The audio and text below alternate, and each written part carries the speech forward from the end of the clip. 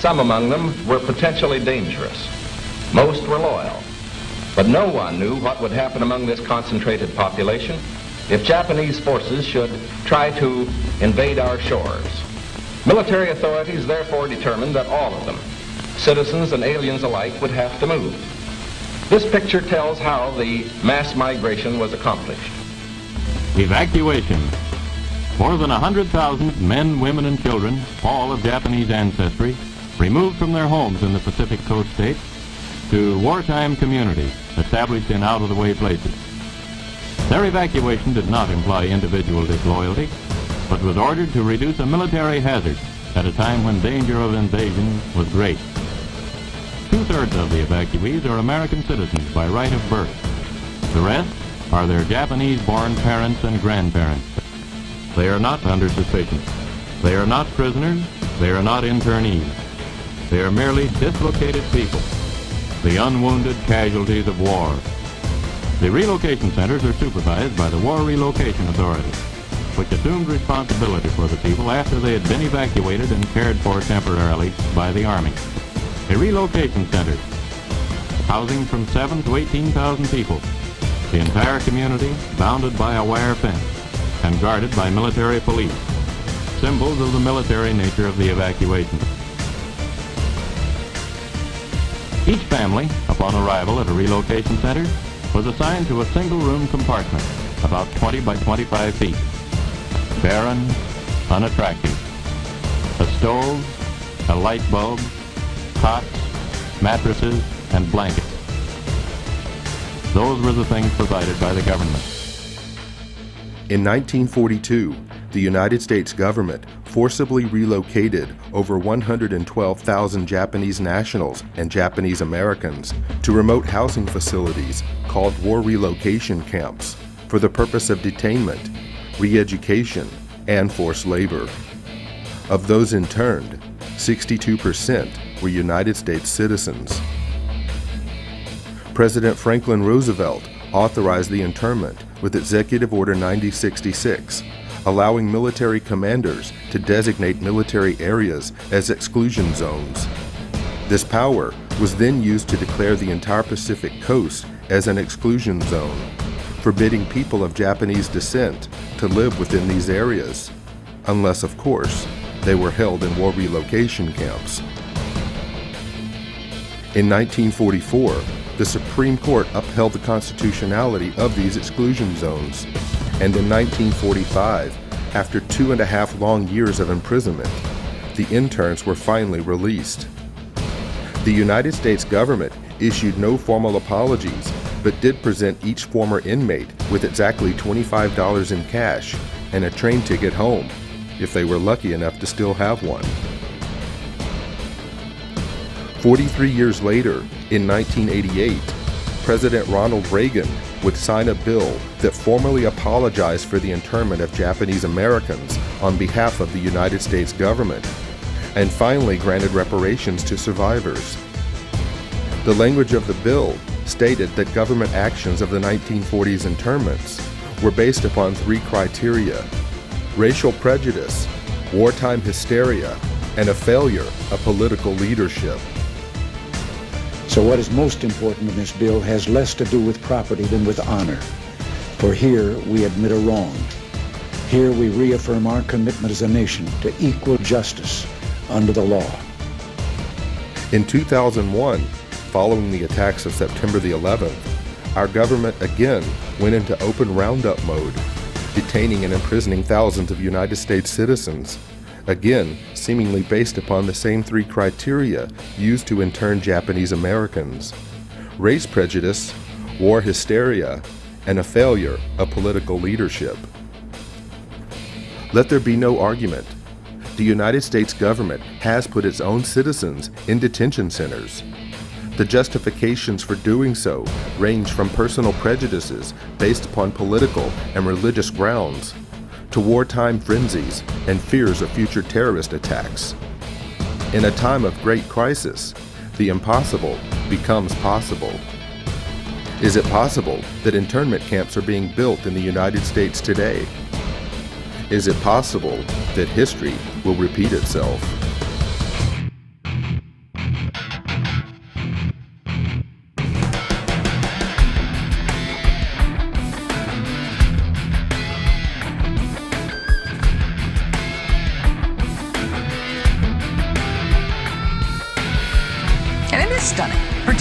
to hear President Obama claim the power to keep people in prison indefinitely with no charges against them, no conviction, no sentence, just imprisonment.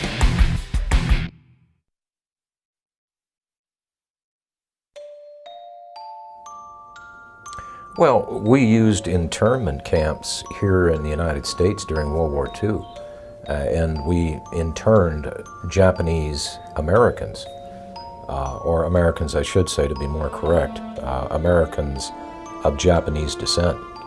And these people were cordoned off for the duration of the war. Background checks could have been done. They could have been released or cleared out of those facilities. But it was thought best, because there was so much animosity toward the Japanese for the attack on Pearl Harbor and subsequent deaths of U.S. soldiers, that these people just be kept out of sight in one of their detention facilities. On April 1st, 1979, by Presidential Executive Order 12127, the Federal Emergency Management Agency was created for the purpose of coordinating the response to disasters that have occurred in the United States and that overwhelm the resources of local and state authorities.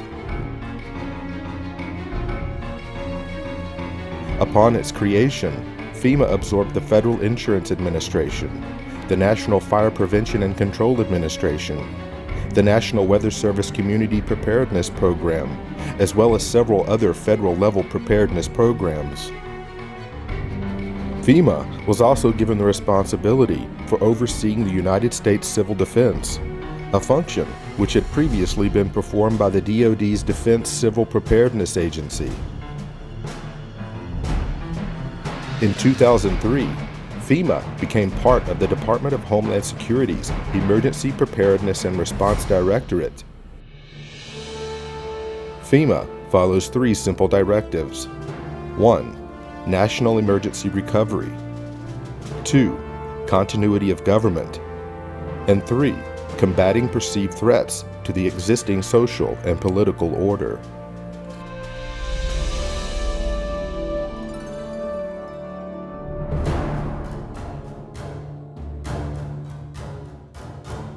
FEMA's implicit objective to provide aid to victims of disasters changed under the leadership of President George W. Bush.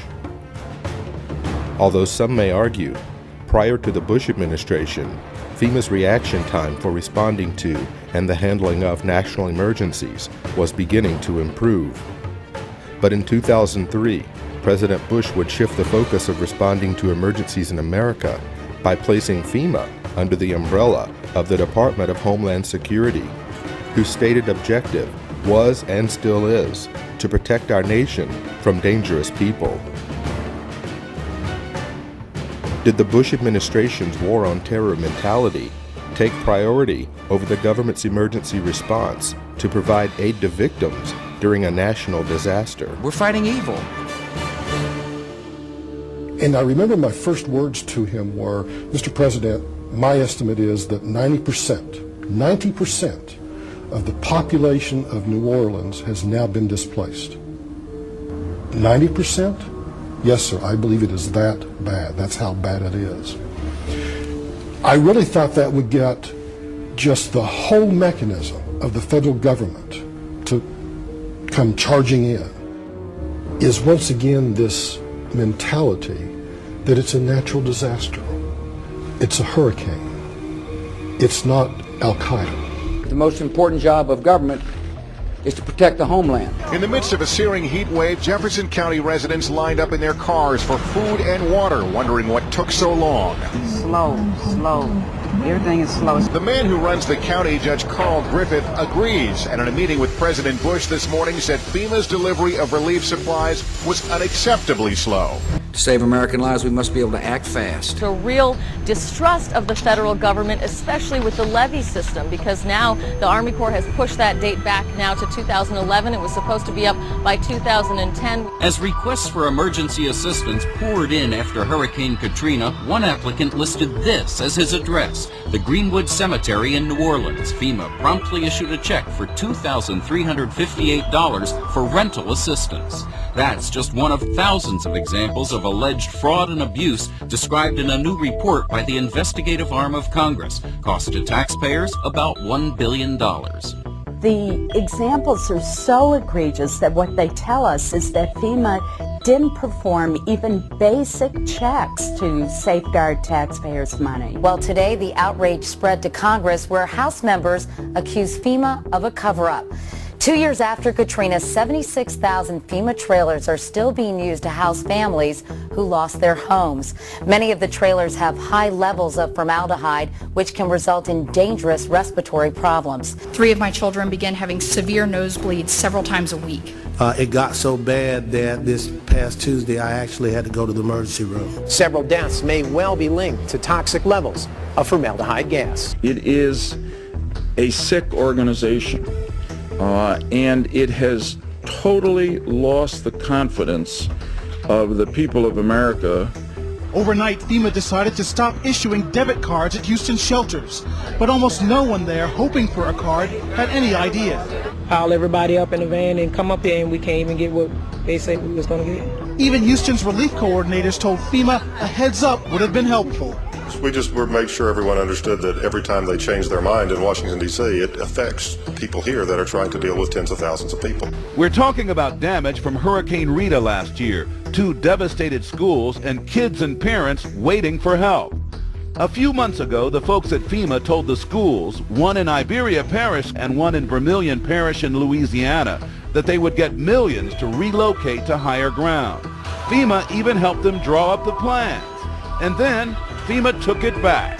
Endless delays, he says, caused by FEMA, which just last week delayed money for rebuilding yet again. They're more worried about their own positions in FEMA, their own salaries, than the recovery process down here.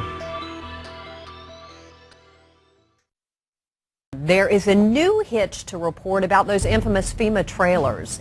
After spending nearly $3 billion taxpayer dollars to buy them, it turned out many went unused, and now FEMA is unloading them at bargain basement prices while other people need them.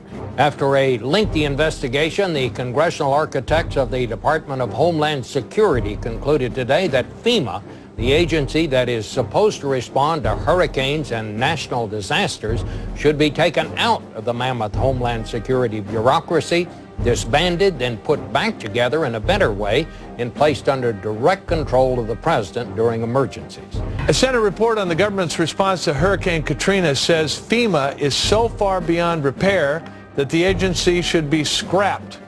It said that agency failed in its view to anticipate and then respond to Katrina. FEMA is discredited, demoralized, and dysfunctional. FEMA is discredited, demoralized, and dysfunctional.